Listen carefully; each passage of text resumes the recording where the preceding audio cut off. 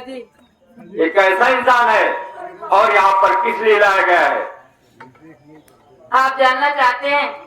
मेरी बात सुनिए ना पिताजी।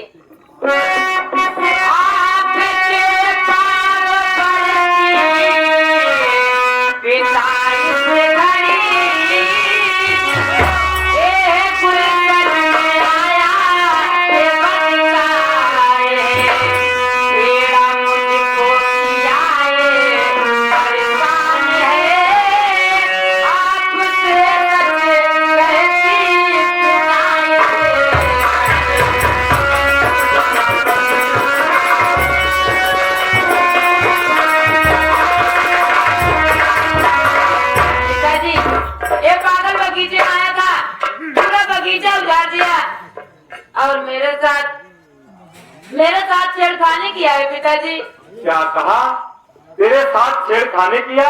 हाँ। अगर ना विश्वास हो सकती है। क्या माले? ए माले। जी महाराज। क्या ये बात सत्य है जो मेरी बेटी कह रही है? हाँ महाराज, ये बात सच है। अगर हम लोग ना पहुँचे होते तो आज राजकुमारी जी कहीं मुझे दिखाने काबिल न रहती। एकदम मुझे दिखाने काबिल न रहती।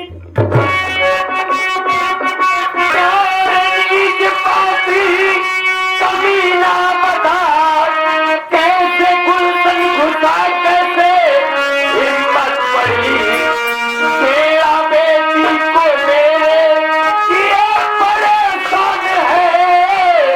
तू भारी सजाया तुझे इस घरे।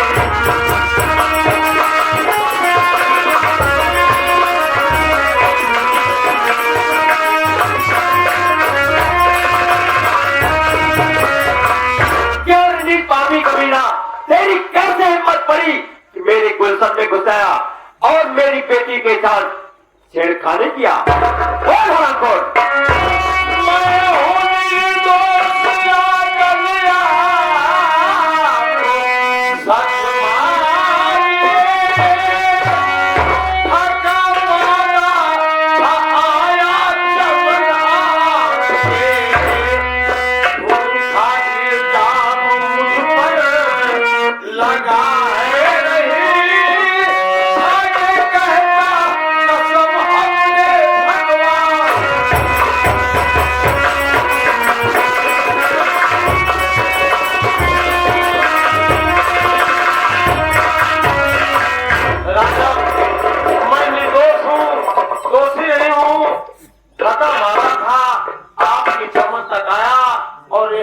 आराम कर रहा था। ये तो मेरे ऊपर झूठा इल्जाम लगा रही है। मैं भगवान की कसम खाकर कहता हूँ मैं निर्दोष हूँ राजन। जी महाराज। ले जाओ इसे कैद खाने में डाल दो। कैसे अब जाओ महाराज? बेटे तुम ले जाओ।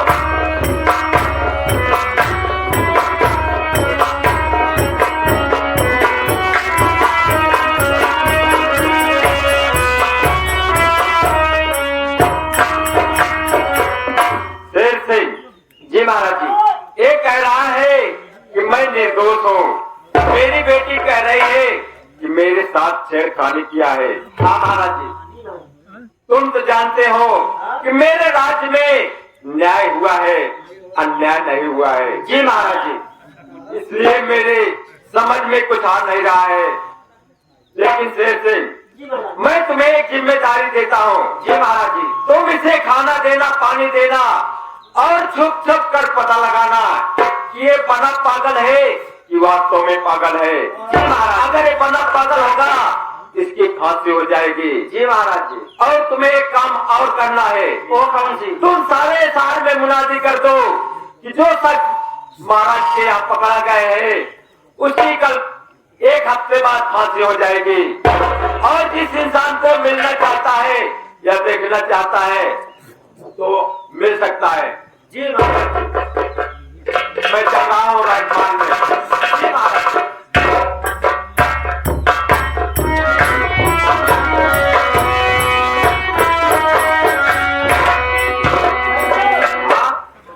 मुनादी कैसे? मुनादी? हाँ, क्या करें? ये जो पकड़ रहा है मुर्गी हाँ और महाराज की दरबार में हाँ आने की फुलवारी ने हाँ उसकी फांसी बनी। ये बात हाँ।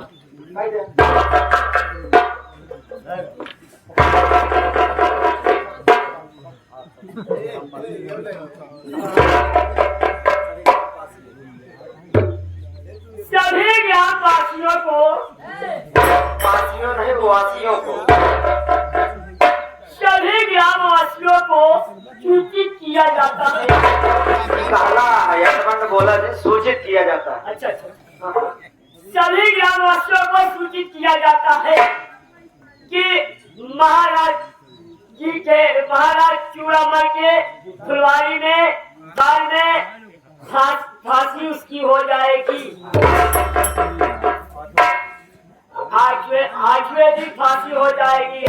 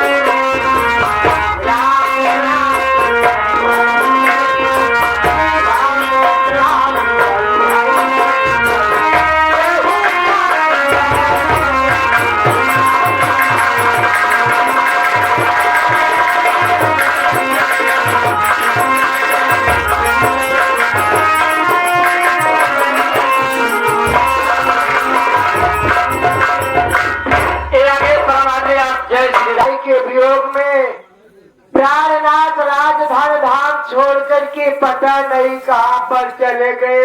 मैं उनके वियोग में रातों दिन ऐसे आंसू बहाती रहती हूँ और हरदम सोचती रहती हूँ। ये सब सोच सोच करके मेरा सर ऐसे फटा जा रहा है, मुझसे रास्ता नहीं चला जा रहा है।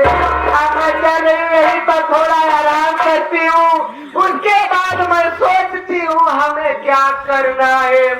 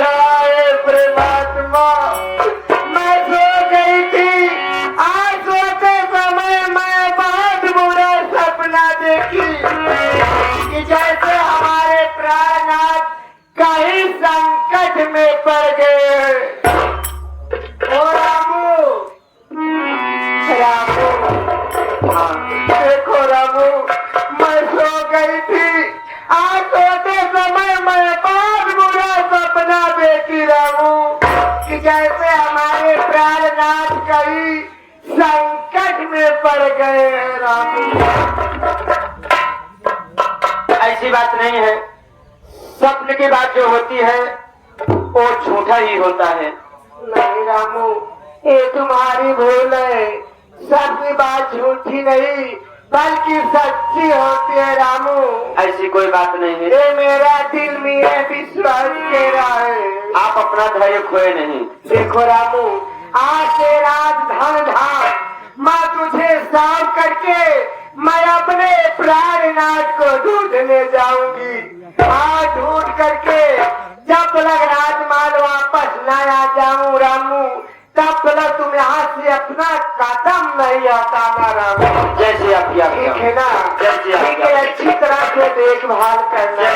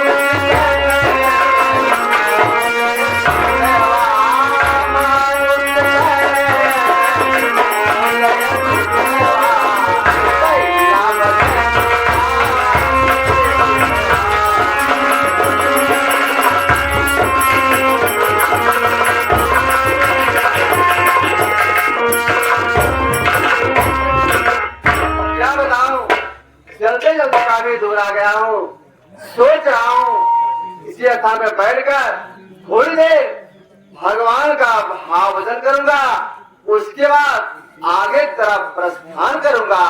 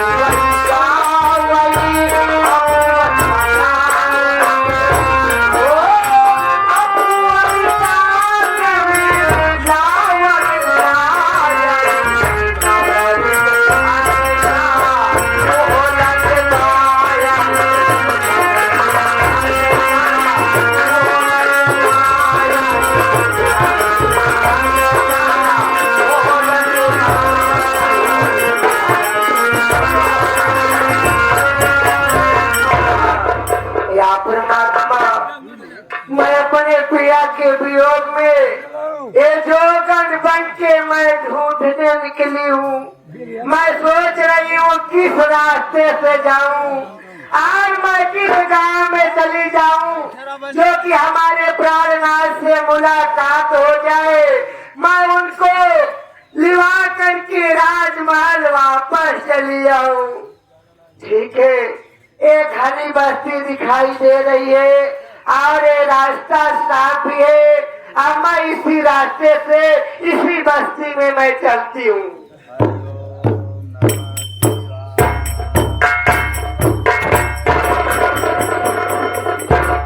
या परमात्मा, या मेरे मालिक, ये मैं क्या देख रही हूँ? एक बालक इतनी कम उम्र में एक जोग रामा कर बैठा है और बैठ करके मन ही मन में माला जाप कर रहा है।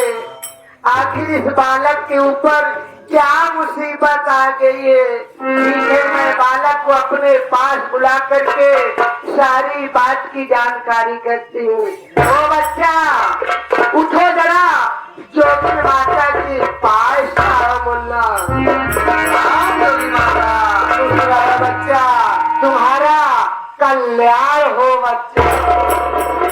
माता, मैं क्या देख रहा हूँ? आप बहुत चिंतित और उदास दिखाई दे रही हैं। मैं आपसे कुछ जानना चाहता हूँ। क्या जानना चाहते हैं? सुनिए मेरी आप।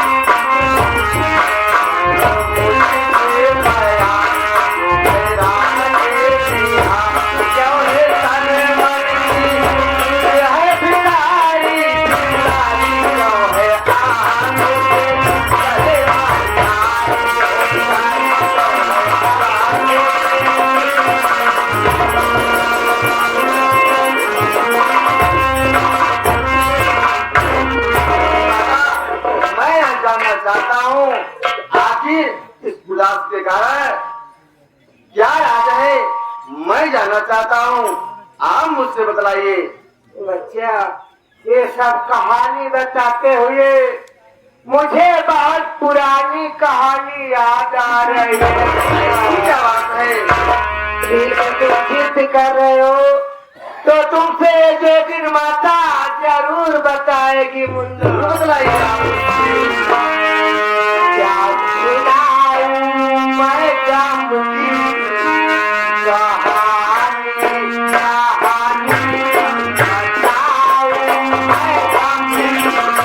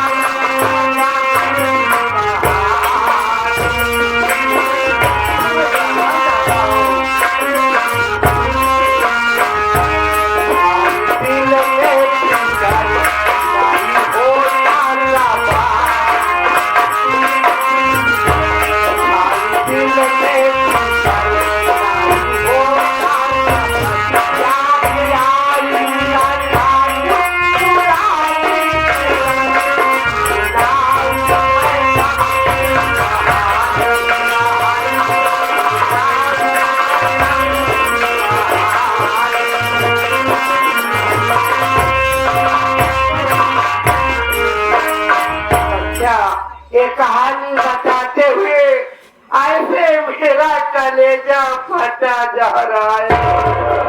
बहुत दर्दनाक कहानी है बच्चा।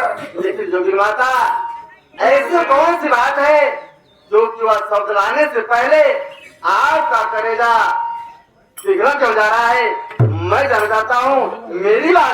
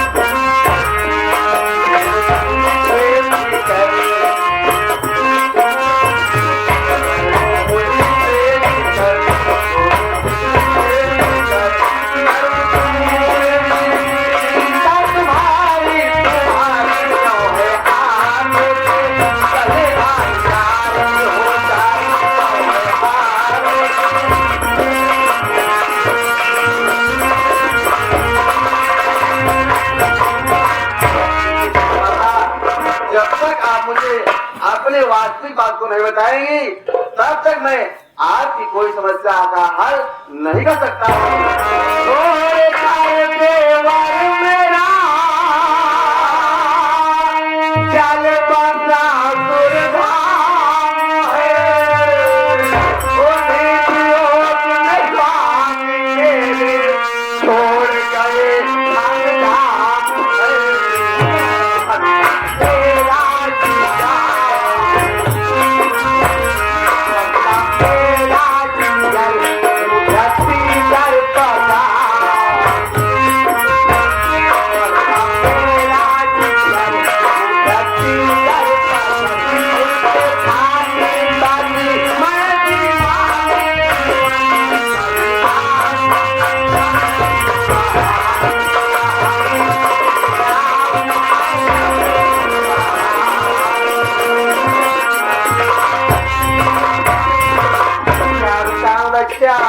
मेरा एक देवर था, मैंने अपने प्राणनाथ के कहने से भोजन में जहर खिला करके अपने ही हाथों से मार डाला। और उन्हीं के वियोग में हमारे प्राणनाथ राजधन धाम छोड़ करके पता नहीं कहाँ पर चले गए।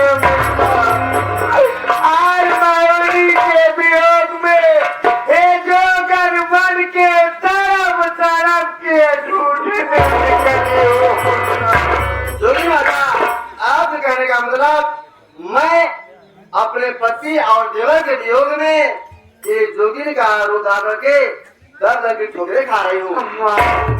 सुनिए मेरी बात को, मैं आपको बता रहा हूँ, ध्यान से सुनिएगा।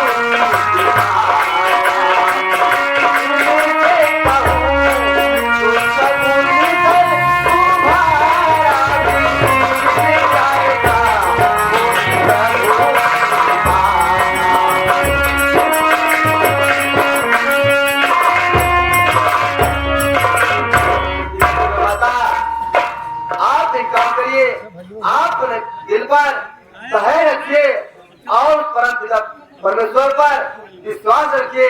भगवान चाहेंगे तो आपके पति का दर्शन एक दिन अवश्य होगा। क्या बच्चा, आप सत्य कह रहे, हमारे प्राणनाथ मिल जाएंगे ना? आज तो माता, मैं सच कह रहा हूँ, एक दिन आपका दर्शन उनको जरूर हो जाएगा। ठीक है बच्चा, मैं भगवान के ऊपर भरोसा रखती हूँ, आज तुम्हारे ऊपर मैं विश्वास करती हूँ। अच्छा बच्चा, आप जोगी माता आप खाना चाहती है। हाँ जोगी माता, खुश रहो, तुम्हारा कल्याण हो।